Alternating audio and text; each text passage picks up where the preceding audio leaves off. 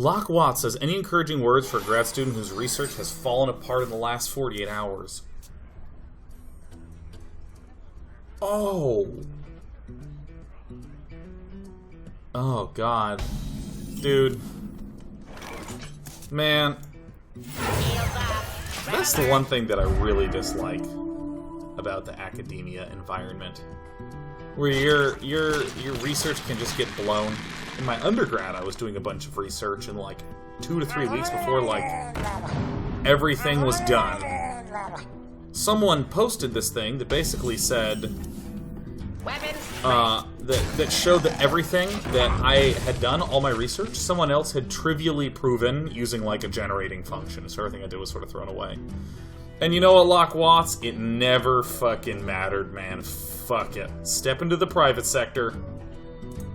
Start building some awesome shit. And it will be a memory long past. It is all okay. You're gonna be fine. Have no fear, man. Oh my god, Reclips. Said, I'm a 4th-year grad student, I just switched labs because my old project fell apart and my advisor washed his hands of me, so I'm like 2 years behind. I'm gonna be here forever. Fear not, life goes on. So true. You got this, Locke Watts. Weapons ready. You know what I heard? Locke Watts was too good for his research. Boom! The research material actually couldn't quite keep up with Locke Watts. Stumbled, fell behind. Fuck it. What was the research on? Oh my god, I am... Pass me that arc light spanner. Super Nothing says, Day 9 TV, is it bad that I go to a community college? Not at all. As long as you are having fun learning and studying stuff that you really enjoy. I have no idea what's going on there. That's fantastic. Then you're doing everything right. That's fantastic. Absolutely fantastic. I actually very much so question the structure of, like, the existing college system, where there's just... how do I want to say this? Like, because, you know, I certainly found Harvey Mudd to be tremendously valuable. Like, I thought Harvey Mudd was frickin' fantastic.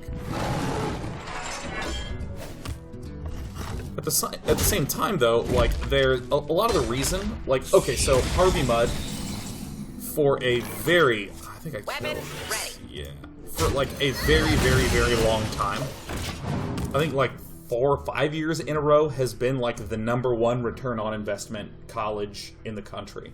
So, yeah, like, as in, like, colleges are super expensive, like, low hundreds of thousands of dollars.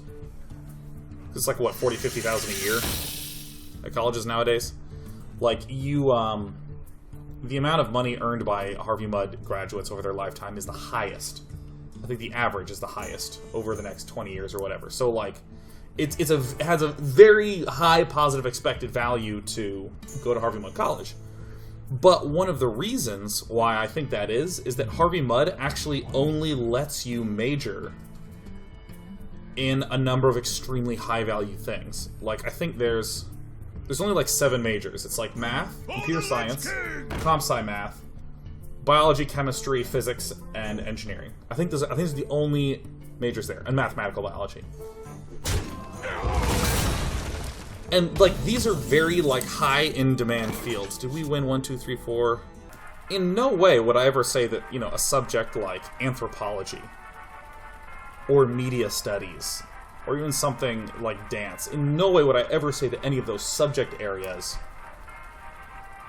are in some way inferior to, like, hard sciences. But in terms of, like, the amount of money that you will get from it lifetime, a lot of colleges will, like, let you major in things while spending huge amounts of money when it's, like, not realistic as a method to pay it back. Like, you know, if I paid, like, $500,000 to develop a skill in plumbing,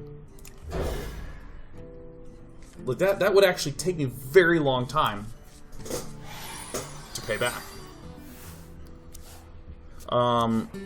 So, I mean, like, I just sort of have, like, this sort of general, like, ishness. The American collegiate system, because, like, I don't know, it's just, like, the way the money works seems sort of, like, out of whack and not... no one ever... Like, I feel like I'm very lucky that I majored in math, because I just went, bleh. Math, right? Actually, Hayden's like, plumbing's very lucrative. Yeah, maybe I should probably choose something that I have more knowledge of. But, like, I'm very lucky that I majored in math, because it just happens to have a lot of value, but nobody ever sat me down and said, here's how to evaluate. Nobody ever did that. Plumbing's a bad example, as everyone is now talking about how much money plumbers make. So maybe, yeah, you could get a huge ROI on plumbing. Yeah, trade's very lucrative, but not $500,000 worth. Okay, look, I chose a shitty example. I'm sorry, I should have gone for a better example. I'll go with, like, dance instruction. Like, I could pay $500,000 to become a good dance instructor, but the likelihood of me comfortably surpassing that, I think, seems low. And, like, no one ever really sat me down and said that. And in fact, like, even through high school, nobody ever told me, like, what a human could do as a job. It was always this, like, list of things where it's like, doctor, fireman, policeman, teacher, you know, like, there were, like, 10 jobs that were, like, monopoly jobs. No one ever says something like, you could be an executive assistant, or you could be the manager of a factory that produces valves. Like, and all these are, like, perfectly legitimate and good careers. Even, like, plumbing, no one ever, like, sat me down and was like, hey, here is plumbing. It's a job you can do. Let's talk about it. Let's think through what that all means.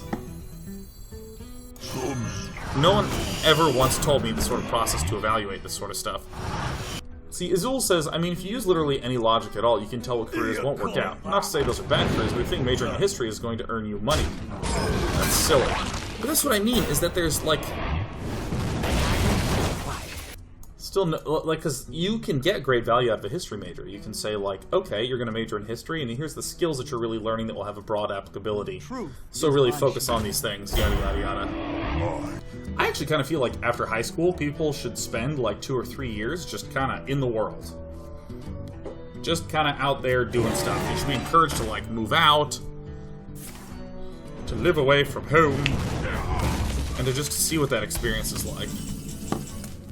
City on Down 93 says, Day 9, you being someone who went to one of those high-value schools and ended up in a career field completely outside of that, I'm curious to know how you think MUD may have influenced your gaming career.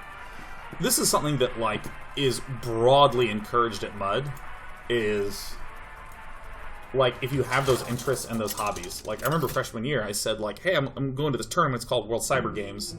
I'm gonna miss some school. And, you know, the dean... like, invited me... Oh, this is so dope. Okay, I'm gonna get rid of these two. He invited me to his office just because he was excited and just wanted to hear more about it. And was like, cool, well, I want to let you know I've contacted all your teachers to let them know, to be aware of what's coming down the pipeline, so that way you can, you know, sort of work something out with them, in terms of, like, making up that work. And it's just, like, super supportive. The teachers are always interested in what you're up to and how it's all been going. Just totally unbelievably wonderful. At no point did they ever do any of the bullshit that high school is known for, where they're like, well, it's very important, you see, to make sure that you're doing the learning, you know, that, well, school is more important than your video games. Like, no one said that to me at Harvey Mudd. Period. I feel like Harvey Mudd was... Okay, so the thing that's nice about the way that Harvey Mudd taught math is that it was not a body of knowledge. It wasn't taught or presented as simply a body of knowledge. Ooh, this is kind of a weird one. Yeah, I think I'll do this, and then... My shield! It was taught as a body of knowledge and a process. And there was a lot emphasized on the process, and especially communicating those ideas. Like, I still remember at Mud we had this thing where we had to present on a simple idea, a simple mathematical concept in 5 minutes. And they would hand you, we had to do a simple presentation of a more complex mathematical idea in 5 minutes. And so they would hand you a topic, so that way you didn't have to just choose one.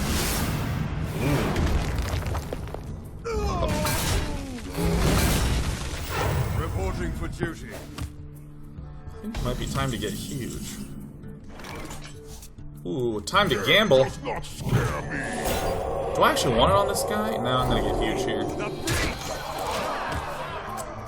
And the kids would do these presentations, these 5-minute presentations, and the teacher would have like an alarm and would like hit it and be like, "You're done, you hit 5 minutes. Now, let's evaluate what went wrong in your presentation that was only 5 minutes long." And very often the student would be like, "Well, I wasn't really done." And the teacher's like, "No, you were done. You had 5 minutes. It's a 5-minute investigation. Like, that is what you are working on." Yeah, so there was a lot about communication that was emphasized. There was a lot about real-world application that was brought in. It was just very comprehensive. So, I mean, I feel like very much so the way that I approach problems, for instance, in a business sense or in a design sense, all is built very fundamentally on the sort of design work that I would do, or the sort of schoolwork I would do at Mud. Although I do think that there is that risk of, you know, me sort of in a blubbery way learning about math and being like, "All right, I'm just gonna do my tests and there you go, and you're done." The light and sort of not discriminate. walking out of that environment. No, what? Like, here's something I actually I can't wrap my head around: the idea of committing to being a doctor. That's crazy to me. I can't even wrap my head around that, because I don't know what it's like to commit that hard to something without, like, really knowing what it's like. Like with streaming, I just turned on a stream, and I immediately had a really good sense of what it was like to do streaming. Hey, kitty.